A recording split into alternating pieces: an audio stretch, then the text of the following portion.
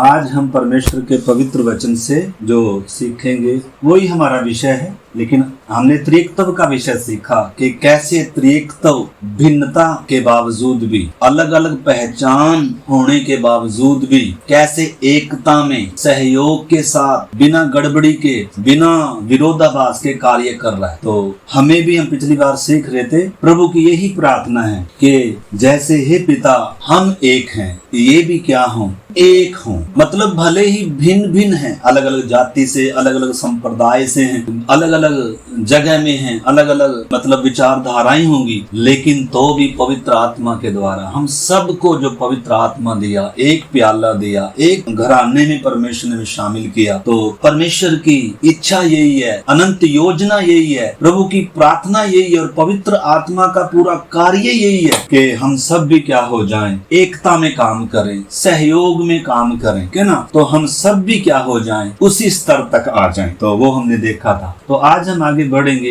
हम प्रभु यीशु मसीह के बारे में थोड़ा जानेंगे। यीशु मसीह की यह भी प्रार्थना थी कि हम उस एकमात्र अद्वैत परमेश्वर को जानें और प्रभु यीशु मसीह को भी जानें जिसको उसने भेजा है। मतलब परमेश्वर के बारे में, त्रिएक परमेश्वर के बारे में कुछ हमने बातें सीखी, लेकिन अब हम देखेंगे प्रभु यीशु मसीह के बारे में भी, क्योंकि प्रभु यीशु मसीह के बारे में भी जानना हम सब के लिए बहुत जरूरी है। तो जब हम यीशु मसीह के बारे में अध्ययन करते हैं, यीशु मसीह का परमेश्वर तब, यीशु मसीह का पुत्र तब और यीशु मसीह का मनुष्य तब, तीनों अलग अलग हैं। परमेश्वर तब, पुत्र तब और मनुष्य तब। यीशु मसीह के लिए उपयोग किए गए और भी शब्द हैं, जैसे पहलोठा। पहलोठा किस संदर्भ में कहा गया? क्योंकि इसी पहलोठे शब्द को लेकर यहोवा विटनेस ने क्या कहा कि यीशु मसीह परमेश्वर नहीं है बल्कि वो पहलोठा है। अगर यीशु मसीह पहलोठा है तो वो कभी परमेश्वर कैसे हो सकता है, बताओ। जैसे यहोवा विटनेस वाले कह रहे हैं कि यीशु मसीह क्या है, परमेश्वर की प्रथम सृष्टि है, पहलोठा है। तो इसलिए यीशु मसीह के बारे में हम सबको जानना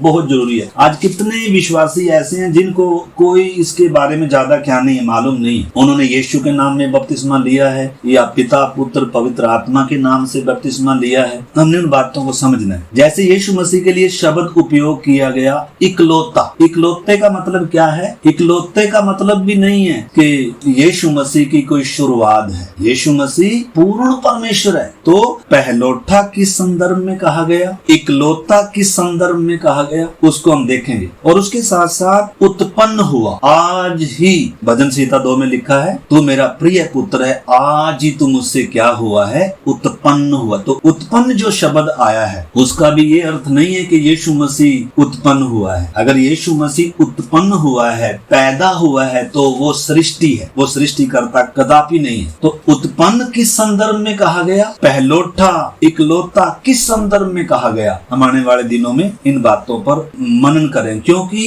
ये उपदेश है। इन शब्दों को लेकर अलग अलग उपदेश भरमार है उपदेशों की, और बहुत सारे विश्वासी इसमें क्या हो रहे हैं, गुमराह हो रहे हैं, उनको मालूम ही नहीं है। तो इस करके अति जरूरी हम सबको, इससे पहले कि हम भी भरमाए जाएं अलग अलग उपदेशों में, क्योंकि आजकल बहुत लुभावने वाले प्रचार हैं और भीड़ की भीड़ उनके पीछे है, परंतु उपदेश को हमने समझना है, परमेश्वर के सिद्धांतों को हमने समझना है। तो इन सब के बारे में हम देखेंगे। परमेश्वर का पुत्र यीशु को क्यों कहा गया, मनुष्य का पुत्र यीशु को क्यों कहा गया, या इमैनुएल का क्या अर्थ है, इन शब्दों के बारे में हम देखेंगे। तो आज हम देखेंगे, आइए हम शीर्षक यीशु मसीह के बारे में देखते हैं। शीर्षक या टाइटल प्रभु यीशु मसीह। टाइटल क्या देख रहे हैं हम, प्रभु यीशु मसीह। 3 शब्द हैं ये। प्रभु, प्रभु की अलग गहराई है, हम उसमें नहीं जा रहे, और यीशु, यीशु की भी एक अलग गहराई है, और मसीह, ये 3 शब्द है। तीनों एक साथ जुड़े हैं, परंतु तीनों की अलग अलग बहुत इसकी गंभीरता है, हम उसमें नहीं जा रहे। तो जब आज हम जो विषय सीख रहे हैं, शीर्षक प्रभु यीशु मसीह एक उचित नाम है। यह क्या है, प्रभु यीशु मसीह एक उचित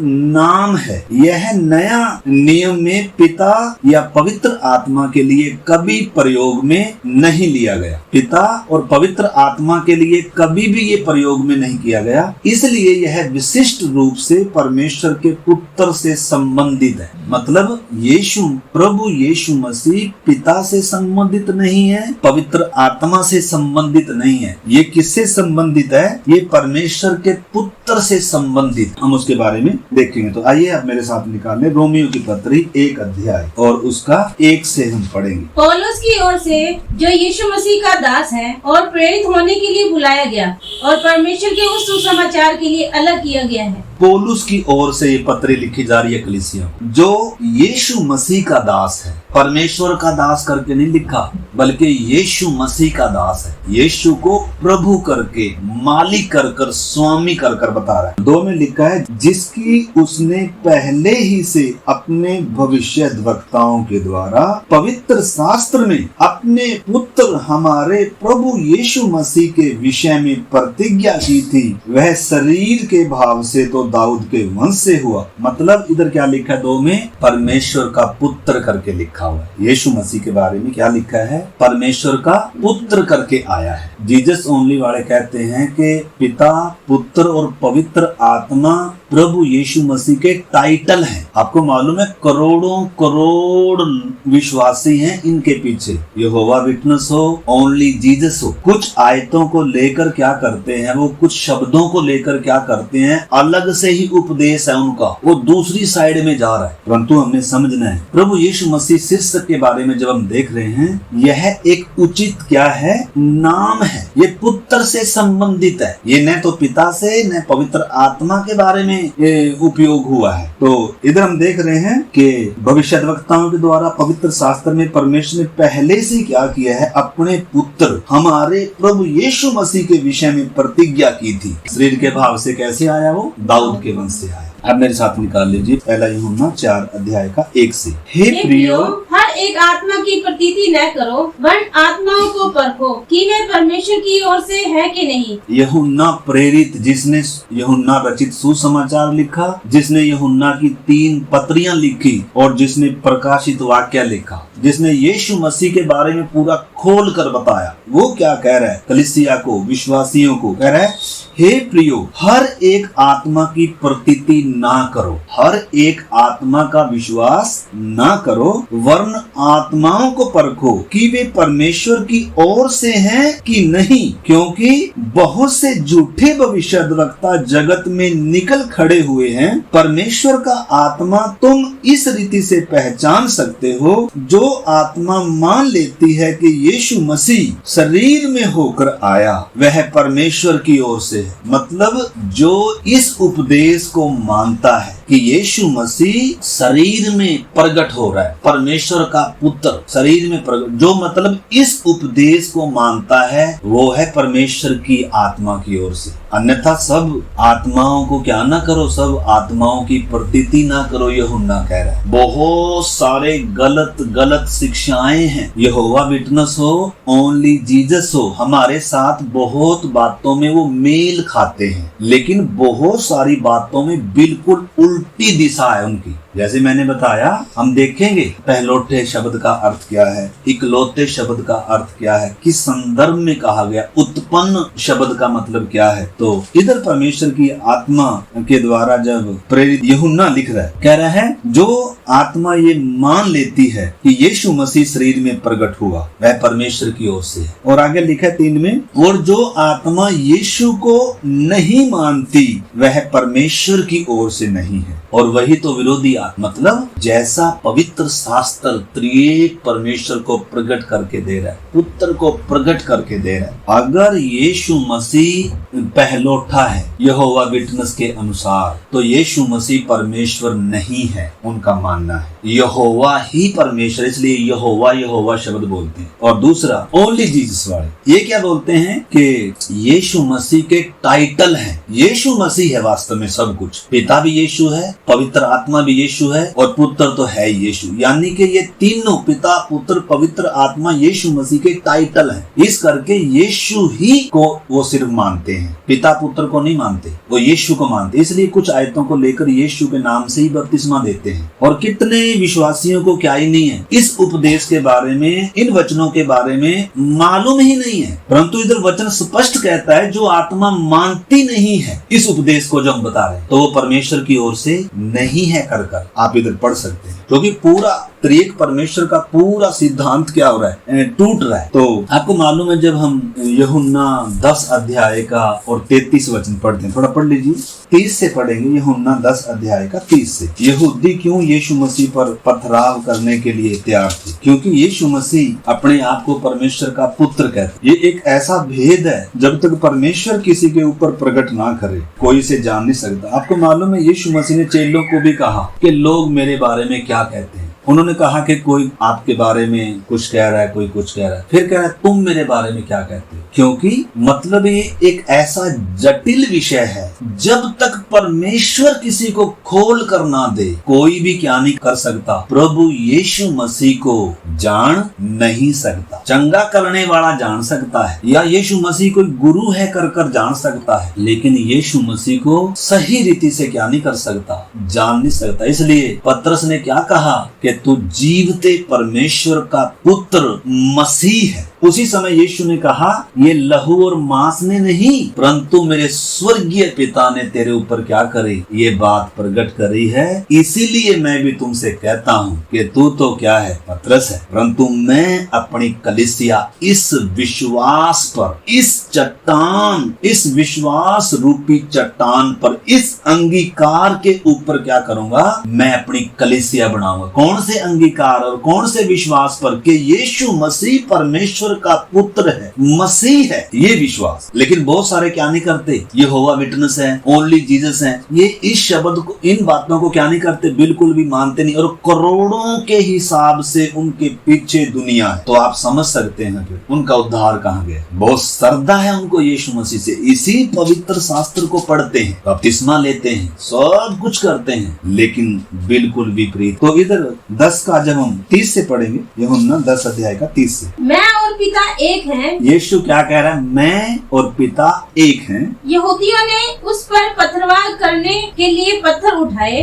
इस पर यीशु ने उससे कहा, मैंने तुम्हें अपने पिता की ओर से बहुत से भले काम दिखाए हैं, उनमें से किस काम के लिए तुम मुझ पर पथरवाह करते हो? तो यीशु मसीह क्या कह रहा है इधर, मैं और पिता एक हैं। मतलब परमेश्वर को क्या करके प्रकट करके दे रहा है, पिता करके प्रकट करके दे रहा है, पिता पुत्र का संबंध प्रकट करके दे रहा है, जो अभी तक पुराने नियम में ऐसा प्रकट होकर मिला ही नहीं था। थोड़ा थोड़ा करके परमेश्वर अपने आप को प्रकट करता आया था, लेकिन इन अंतिम दिनों में उसने अपने पुत्र के द्वारा क्या किया, बातें किया, अपने आप को प्रकट किया, पुत्र के द्वारा पूरा खोल कर दे दिया। मतलब परमेश्वर ने अपने आप, तो पुत्र ने पिता को प्रकट करके दिया, पिता पुत्र को प्रकट करके दे रहे। इसलिए पतरस को कहा था कि मेरे स्वर्गीय पिता ने ये बातें तेरे ऊपर क्या करी है, प्रकट की है। तो इधर जब यीशु मसीह परमेश्वर का पुत्र करके बोल रहा है, या परमेश्वर को पिता करके बोल रहा है, तो यहूदी इस चीज को क्या नहीं कर सकते, स्वीकार ही नहीं कर सकते, हजम ही नहीं कर सकते,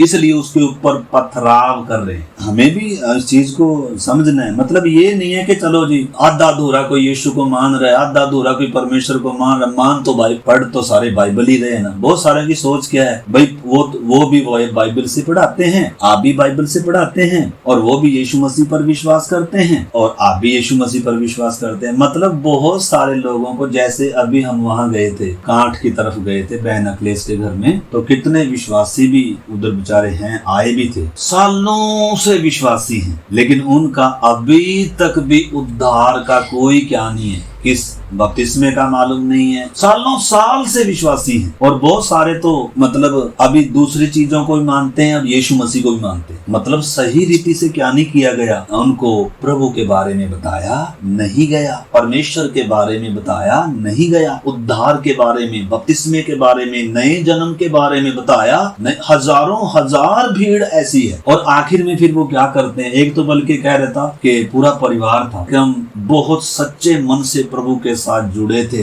लेकिन अब हम क्या हो गए, प्रभु से दूर हो गए। अगर आप सच्चे मन से जुड़े होते तो कभी प्रभु से दूर हो ही नहीं सकते। पौलुस तो कहता है, कौन हमें परमेश्वर के प्रेम से अलग करेगा, कोई ताकत नहीं है। वास्तव में कभी जुड़े ही नहीं थे, संगति में आए होंगे, अच्छे मन से शायद बेचारे आए होंगे, लेकिन जैसे जंगली जैतून से उनको काट कर उत्तम जलपाई में साटना था, नए जन्म का अनुभव पाना था, था वो उनके जीवनों में नहीं था। तो ऐसे ही आज भी बहुत सारे लोग हैं। तो हमने समझना मेरे प्यारे भाई बहनों। तो इधर जब हम देखते हैं 33 आयत में, यहूदियों ने उसको उत्तर दिया, भले काम के लिए हम तुझ पर पथराव नहीं करते, परंतु परमेश्वर की निंदा के कारण, यानी कि तू परमेश्वर की क्या करता है, निंदा करता है। कैसे? तू अपने आप को परमेश्वर का पुत्र बोलकर परमेश्वर के तुल्य ठहरा रहा है अपने आप। मतलब वो इस चीज को हजम नहीं कर रहे, जबकि पूरा पवित्र शास्त्र दिया था। हमने रोमियो में पढ़ा, पवित्र शास्त्र और पूरा भविष्यद्वक्ताओं ने पवित्र शास्त्र में लिख कर दिया था, हमने उसमें पढ़ा। लेकिन फिर भी इंसान क्या नहीं कर पा रहे, समझ नहीं पा रहे। क्योंकि जब तक परमेश्वर किसी की समझ ना खोले तब तक कोई क्या नहीं कर सकता, परमेश्वर को तो सही रीति से क्या नहीं कर सकता। इसलिए तो यीशु मसीह की प्रार्थना थी कि हम हर एक विश्वासी न केवल उस एकमात्र अद्वैत परमेश्वर को जाने, बल्कि प्रभु यीशु मसीह को भी जाने। तो जब हम प्रभु यीशु मसीह का विषय सीख रहे हैं, प्रभु यीशु मसीह जो शीर्षक है, जो टाइटल है प्रभु यीशु मसीह, वो क्या है, एक उचित नाम है। हम देखेंगे तो किसके लिए उपयोग हुआ है ये नाम? ये पिता के लिए नहीं हुआ, पवित्र आत्मा के लिए नहीं हुआ। ये किसके लिए हुआ? ये पुत्र से संबंधित है। मतलब ये नाम जब पुत्र प्रकट हो रहा है देह में, उत्पत्ति से ही, बल्कि जगत की उत्पत्ति से पहले से ही त्रिएक परमेश्वर एकता में काम कर रहा है। लेकिन प्रकट कब करके दे रहा है अपने आप को? जब देह धारण कर रहा है। देह धारण करते समय ऐसा नहीं है कि पिता स्वर्ग में बैठा है और पुत्र धरती पर है, ऐसा भी नहीं है। मतलब जब प्रभु यीशु मसीह देह धारण कर रहा है तो पूर्ण परमेश्वर है। पूर्ण परमेश्वर का मतलब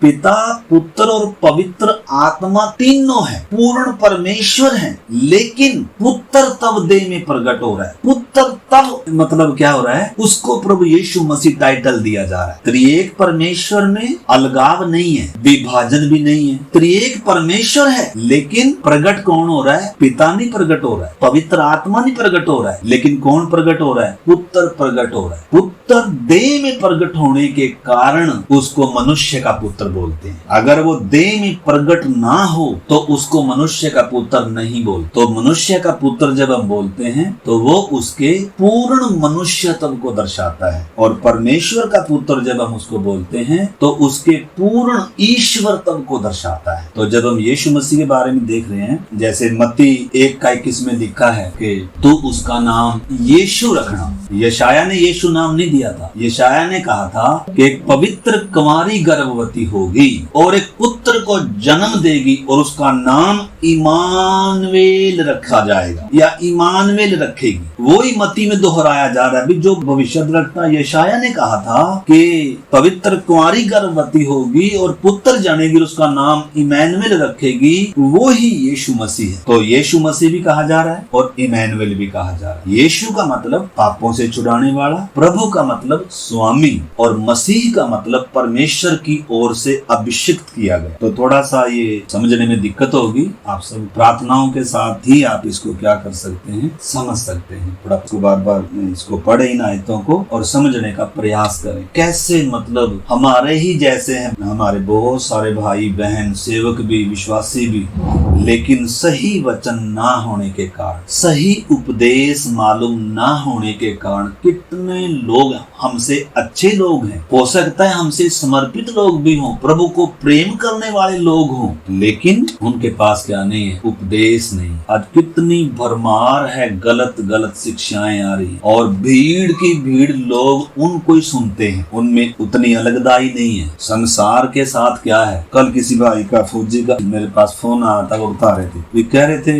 इतनी बड़ी भीड़ है, मतलब बड़े बड़े प्रचारक हैं, लेकिन हम देखते हैं स्टेजों पर औरतें गीत गाती हैं, उनके सिर पर ना चुन्नी होती है, और मतलब बहुत बड़ी, और बड़े बड़े प्रचारक हैं जो मतलब क्या कर रहे हैं, वही स्टेज पर वो भी है, सिर पे चुन्नी नहीं है, और पूरा मतलब क्या है, ऐसे ही संसार को पूरा लपेटे हुए हैं, मतलब कोई अलगदाई नहीं है। तो वो मुझे ऐसे बता रहा था, भाई कितना गंभीर विषय है। तो क्या इतने बड़े बड़े प्रचारक फिर फिर गलत है कर बता रहा था। तो मेरा कहने का मतलब है इस वचन के अनुसार अगर हम देखें तो कितनी गंभीर बात है। सर परमेश्वर का वचन साफ कहता है कि स्त्री अपना प्रार्थना में क्या ढांके, सिर ढांके। उपदेश में आता है। अगर इतनी बात किसी को मालूम नहीं हो तो फिर क्या किया जाए। ऐसा नहीं है कि वो वचन नहीं बताते, बहुत लुभावने वाला प्रचार है, बहुत अच्छा लगता है। फटाफट लोग क्या करते हैं, उनको सब्सक्राइब करते हैं और बहुत तेजी से उनके साथ दुनिया जुड़ती जा रही है। बल्कि ऐसा जो हम वचन बता रहे हैं इसमें तो लोग सुनना ही नहीं पसंद करते, क्योंकि लोग उन्हें सुनना पसंद करते हैं। अब आशीष मिलने जा रही है, बरकत मिलने जा रही है,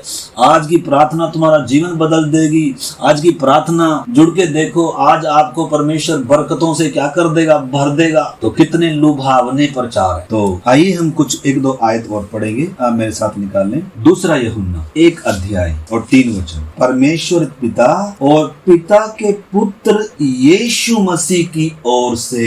इधर क्या लिखा है, पिता परमेश्वर को अलग करके बताया गया, कॉमा लगा हुआ है, और पिता के पुत्र यीशु मसीह की ओर से।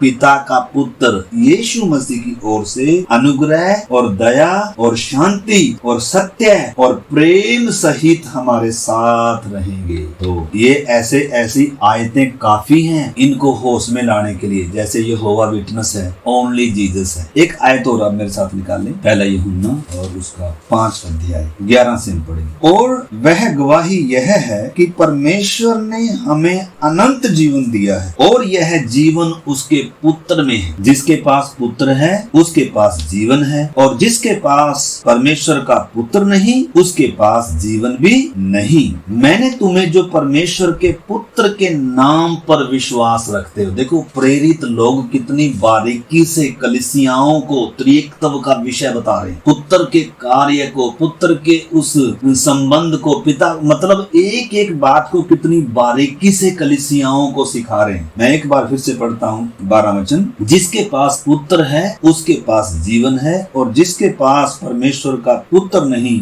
उसके पास जीवन नहीं। मैंने तुम्हें जो परमेश्वर के पुत्र के नाम पर विश्वास रखते हो इसलिए लिखा है कि तुम जानो कि अनंत जीवन तुम्हारा है। पुत्र को मानने का मतलब है, वैसे तो वो मानते हैं लेकिन जैसा मानना चाहिए बहुत सारे क्या नहीं करते हैं उस तरीके से। बहुत सारे यीशु को पुत्र तो मानते हैं लेकिन परमेश्वर कर नहीं मानते। परंतु यीशु मसीह पूर्ण परमेश्वर है। देह में आने से पहले जगत की उत्पत्ति से ही वो त्रिएक परमेश्वर में है, परंतु जब देह में प्रकट हो रहा है तो अपने आप को कैसे प्रकट करके दे रहा है, पुत्र के तौर पर प्रकट करके दे रहा है। तो आने वाले दिनों में हम इन बातों के बारे में और थोड़ा सा देखेंगे। इस करके 4 अध्याय इसी का 4 पहले आप मेरे साथ एक आयत और पढ़ेंगे। पहला यूहन्ना रचित सुसमाचार और उसका एक अध्याय का 1 से 3 तक। हमने कई बार पढ़ा है लेकिन थोड़ा सा याद दिलाना। यूहन्ना 1 का 1 से। आदि में वचन था और वचन परमेश्वर के साथ था। हाँ, ये तो हमने काफी बार देख लिया। आदि में कौन था? वचन। वचन कौन है? प्रभु यीशु मसीह। और आगे? और वचन परमेश्वर था। और वचन परमेश्वर था। यही आदि में परमेश्वर के साथ था। यही आदि में परमेश्वर के साथ था। सब कुछ उसी के द्वारा उत्पन्न हुआ। और जो कुछ उत्पन्न हुआ उसमें से कोई भी वस्तु उसके बिना उत्पन्न नहीं हुई। यीशु के बिना कुछ भी उत्पन्न नहीं हुआ। ये आदि से ही पिता के साथ है। इसकी शुरुआत मरियम के गर्भ से नहीं है, इसकी शुरुआत बैतलहम से नहीं है जैसे बहुत सारी दुनिया मानती है। यहोवा विटनेस वाले ऐसे मानते हैं और भी बहुत सारे हजारों हजार शिक्षाएं हैं, अलग अलग उपदेश है, डॉक्ट्रिन है। परंतु परमेश्वर का पवित्र वचन क्या कहता है? आदि में वचन था, वचन परमेश्वर था, वचन ही परमेश्वर के साथ था और सब कुछ इसी के द्वारा। और आगे भी जब हम पढ़ते हैं लिखा है वचन क्या हुआ? देहधारी हो। पुत्र क्या हो रहा है? देहधारी हो। तो साथ ही है, पिता भी पवित्र आत्मा भी साथ ही है, लेकिन प्रकट कौन हो रहा है? पुत्र प्रकट। पवित्र आत्मा प्रकट नहीं हो रहा, पिता प्रकट नहीं हो रहा। जब पुत्र प्रकट हो रहा है तो किसको प्रकट करके दे रहा है? पिता को प्रकट करके दे रहा है। तो इस करके हम इस विषय को और भी आने वाले दिनों में देखेंगे। अभी हम प्रार्थना करेंगे। प्रभु यीशु मसीह एक उचित नाम है करके हमने देखा, जो पुत्र से संबंधित। ये फिर से एक बार दोहराता हूँ, जैसे ओनली जीसस बोलते हैं उसके विपरीत है ये। प्रभु यीशु मसीह एक उचित नाम है, ये पुत्र से संबंधित। आइए हम सचमुच में इन वचनों को अपने हृदयों में बसाएं। और कितने हमारे भाई बहन हैं जो